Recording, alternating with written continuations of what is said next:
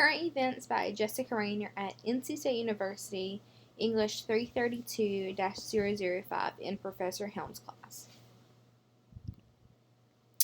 My topic is on the Senate Bill 711, which is also known as the North Carolina Farm Act that protects farmers, and mostly in the hog farmers in North Carolina. Basically, this bill was put in place because there was some farm neighbors that had issues with their farms. The nuisances were the smell and the flies. So these farmers decided to sue the farmers and also Smithfield Foods, which were the producers of the farmers. Governor Roy Cooper decided to veto this bill because property rights of the neighbors are just as vital as the economy. North Carolina's economy is based off of agriculture. Most of our jobs are agriculture. Actually, $84 billion is business in North Carolina for them. And that is roughly 663,000 jobs, which is about 70% just for our economy just in North Carolina.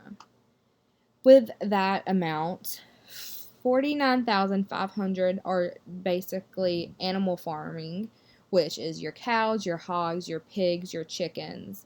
And of that, 2,300 are just hog farms. So hog farm is a pretty big industry in North Carolina. It's not as big as tobacco, but it's still very valuable to who we are as a southern farm. How this relates to business management, because I am a business management student, undergrad, the less hog farms we have, the less and less agriculture jobs we have. With that means more people will lose their jobs, which would be more dependent on welfare. And with that, the taxes will go up because more people will need to be supported. And that would mean less labor workers. So my dad is actually a farmer, and he owns his own farm. And with my degree, I will be able to manage the family farm. Right now, they're just targeting hog houses, but they could easily target chicken houses or cows or even turkey houses. And with that, all jobs can be affected, like accountants, real estate, the servicemen. Another job I could be a quote-unquote service person, which means I would go to the farms and make sure everything is intact, everything's working smoothly, there's no neglect to the animals. And if there isn't any farms for me to go to, that means there's no job in that department. Farming is actually really good. It's cheaper because if we don't want to think about it, the manure from the houses and the animals are really good fertilizer.